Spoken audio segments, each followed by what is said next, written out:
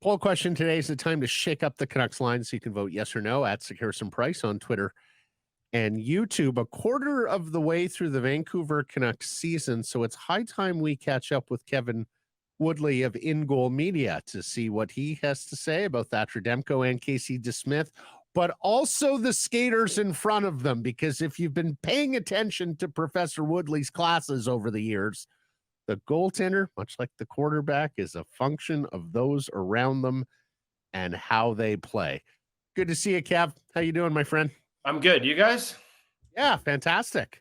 Tell you one thing. I don't know about you because I know you sort of cover the NHL a little more broadly in the goaltending position specifically, but Blake and I are just happy to be talking about different storylines, different narratives this season after the last decade. Oh, we're into the death march like the last year by now, right? I know. Looking at each other in the press box, being like, "Oh, like, is it just like, is it going to be like this? Are we doing this again this early?" So, yeah, this is really nice. It's nice to be part of, not be part of, but just be around it, right? Like, it was miserable in there, and that's where we work. And so, when you go to work and everybody else around you is not very happy and not having fun, work makes for a miserable work environment. So it's a lot better now. Before we get into Thatcher and Casey specifically, as I mentioned, the way they're playing in front of them, Kev, just give us your version of what you're seeing out there now, what the analytics are showing out there now in comparison to what we've seen in previous years.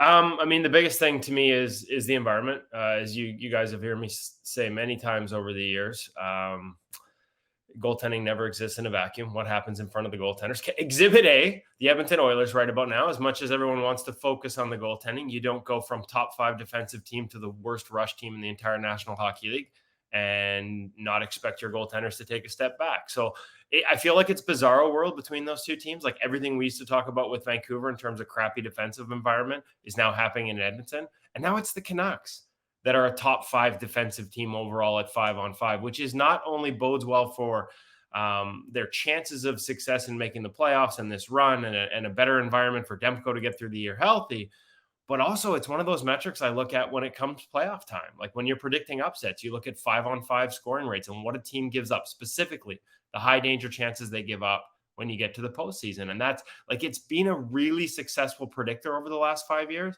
And the Canucks, when Tocchet took over, were top 5. Could they sustain it? Would this group be willing to do the work to maintain it? They have so far.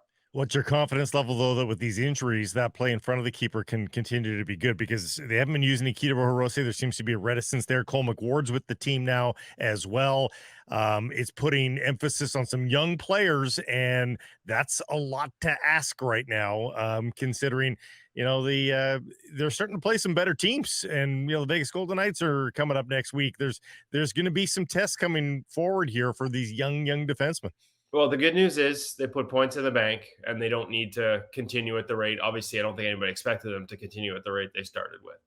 But you're right. This is going to be a challenge. We've seen how good that top pairing is with Hughes and Hronek. Now, how do you balance the rest of those minutes without Carson Soucy for 6 to 8 weeks? And I think where you're seeing it cause the most sort of pain is on the penalty kill, which, frankly, that's the one spot where the underlying numbers still aren't anywhere near where you need them to be, where that's where any success they've had has been goalie driven early. Last I checked, which is like 2 days ago, they were 29th in expected goals against in terms of the high danger chances they were giving up on the penalty kill. And now without Carson Soucy, it feels like it's exacerbated anytime it's in Cole that takes that penalty, because those are the first 2 guys you were rolling out on your left side. And we've seen Cole go to the box, I think 3 or 4 times since that injury. And, on a couple of them, bad things happened and happened quickly when he wasn't out there on the ice. So you lose those 2 guys, you lose Cole to a penalty and Soucy for 6 to 8, the guys you brought in to sort of stabilize that PK. That's where you're seeing the biggest effect. I agree with you. Like, they've been able to sort of mitigate it to a certain extent with matchups, and it's easier at home. Just the way Adam Foote rolls out those defensive, we're into that defense by committee. But can you do it against the better teams? Can you do it against teams with depth down the lineup? Can you do it for 6 to 8 weeks? Those are all questions we have to see how they get answered. The reality is it's going to be a step back. The question is how big a step, and is it a big enough step that that playoff bar starts to come into question. And they do have home games coming up, so they can get those matchups a little bit better. And it's probably going to mean a lot of minutes for Hronek and Hughes and Cole, all 3 of them. But We'll see. Still going to be a bit of a gamble. Kevin Thatcher Demko with a 923 save percentage. That's 11th in the league at 2.26 goals against average. That's 11th in the league. 2 shutouts, tied for second in the league, career high already. And 9 wins, also tied for second. Those are the traditional stats with goaltending. Did they tell the story here? And what more can you add to that? I think the biggest thing is like the start. It's funny because we heard a lot about PDO in this market, about unsustainable shooting percentages. And I think the save percentage as well, right? Like Thatcher started, his adjusted save percentage was like plus 6.4, sort of heading into the Ontario trip where they went Toronto or Ottawa, Toronto, and then into Montreal and home. And that's just not sustainable. Like it's not a shot at Thatcher Demko. That's just not sustainable. Like when Igor Shesterkin had one of the greatest goaltending seasons we've seen in the past decade, he was like plus 3.5%. So you don't stay at plus 6.5% for long. And that's come down over the past couple of weeks. Interesting to me, Blake, we talked about the defense and some of the chances and how that sort of measures up. Like since that road trip, Demko's expected save percentage, so sort of reflective of the quality he's seen, has dropped to 865. So things have gotten tougher since that trip, and his results have dropped too. He's slightly below expected in that time. So overall, still, he grades out just a couple of these guys have tiny samples. He's 4th in the NHL amongst the starters when it comes to adjusted save percentage right now. So he's still having a hell of a year. He's still in the conversation, to me, for a Vezina Trophy, at the quarter pole sort of finalist. I think you'll see him pop up in a few of those reports as the guy that some outlets pick, as their quarter pole leader for that. But there's been some signs both in the play in front of him and then reflective in his numbers that's dipped. The question, of course, is how much does it dip, right? Like that's at the end of the day, this start, it wasn't, you weren't criticizing the team to say it was unsustainable. Like they were on a heater at both ends of the rink, right? Like that's not a criticism. Anytime you exceed historically great seasons, they're historically great for a reason. You're probably not maintaining that for 82.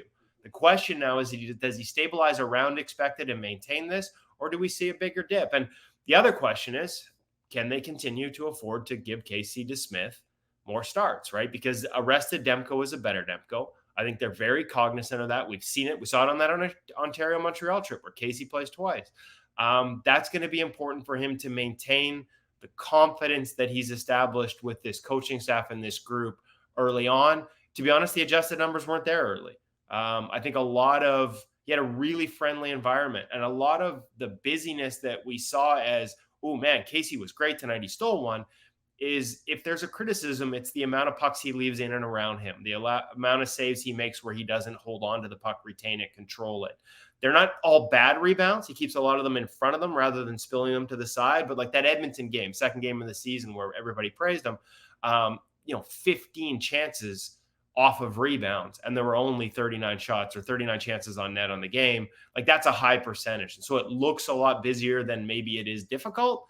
But again, they're not all bad rebounds. And I love how he stays behind them. Like he's really good moving on his knees. He's got great active hands. There's a ton to like about Casey DeSmith.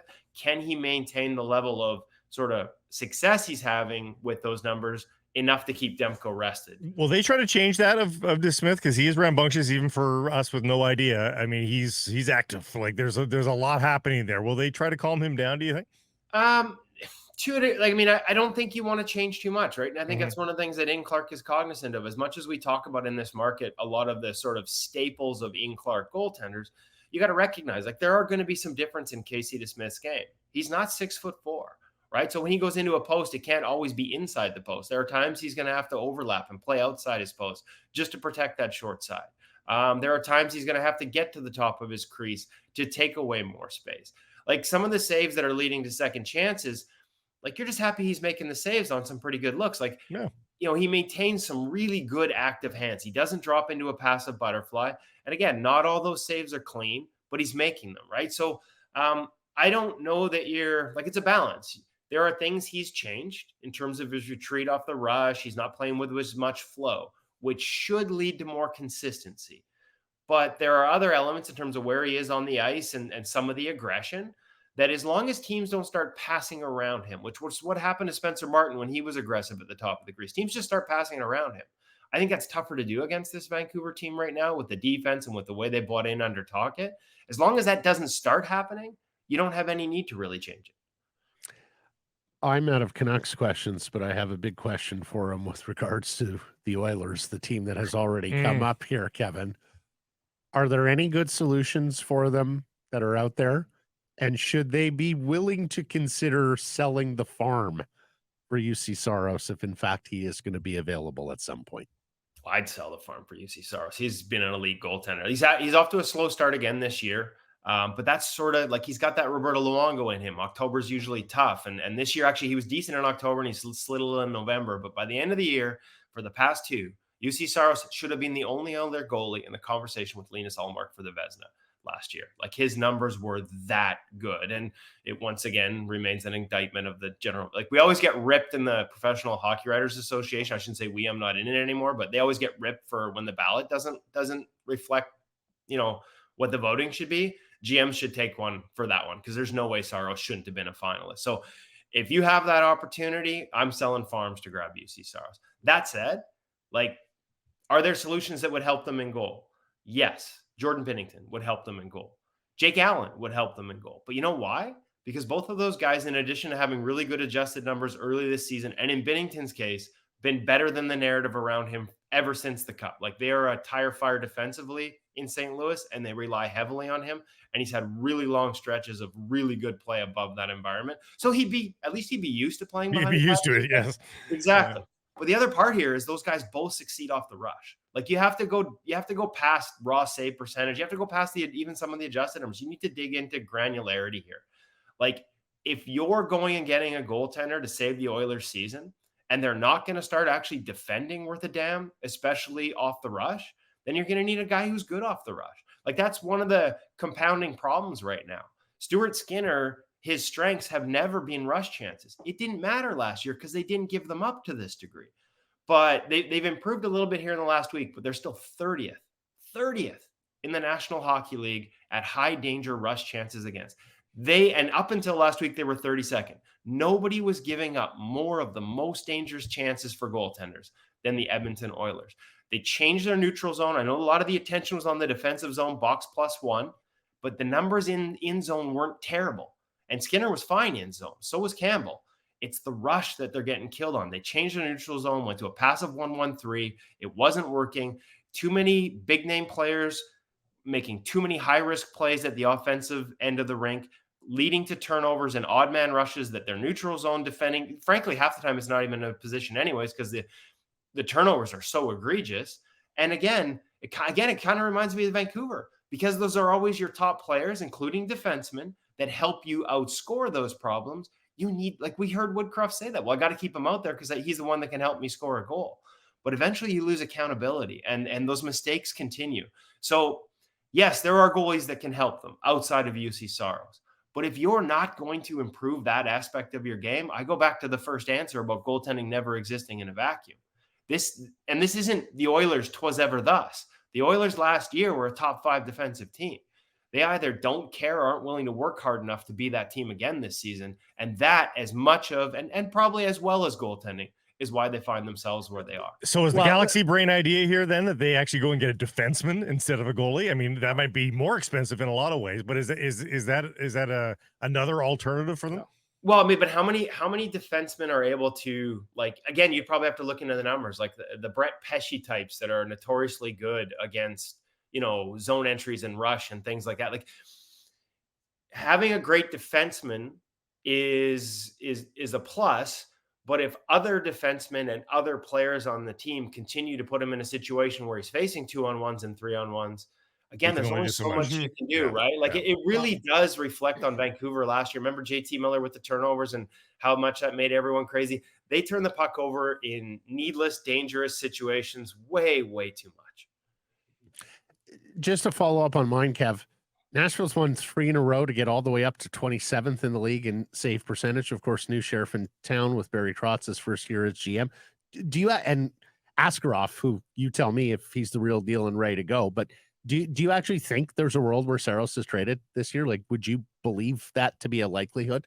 I think I think that's highly unlikely. Like I said, my answer was predicated on you sort of pitching me the possibility. I think I've even seen quotes recently about Barry Trotz. They'd like to lock him up, and I would. Like, as we've seen the goaltending world shift and tandems and everything, like those guys, the Demkos, the Shesterkins, the Sorokins, the Vasilevskis, the Soroses of the world, like there's only 6 or 7 that you put in that category.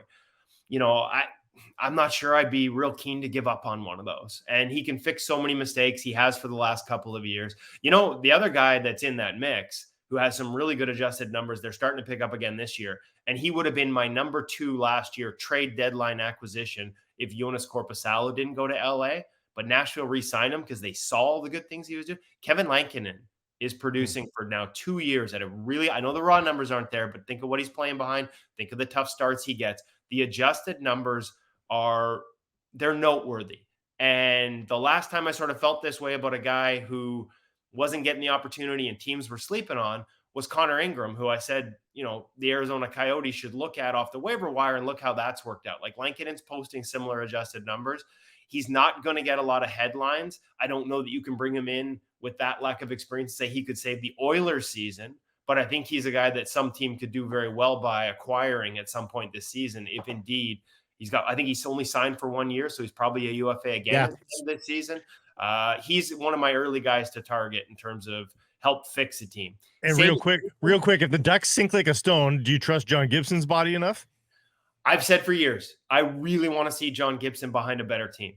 Anaheim's playing better. John Gibson's got a 927, and at least last I checked, and the adjusted numbers reflect it too, guys. Like the adjusted numbers are really positive right now. So the talent has always been there. Just that environment. It's like Demko last year. Everyone keeps saying, imagine the Oilers with Demko. I'm like, did you see Demko behind the Canucks last season? Like, environment matters. And Gibson has been in one where they punch him in the mouth every night.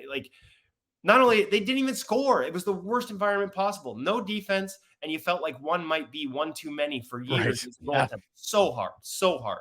Yeah. And Lankinen is free agent after this year. He's on a $2 million ticket. Kevin, you always make us smarter. Thanks for the time here, my friend. Catch up soon. My pleasure, guys.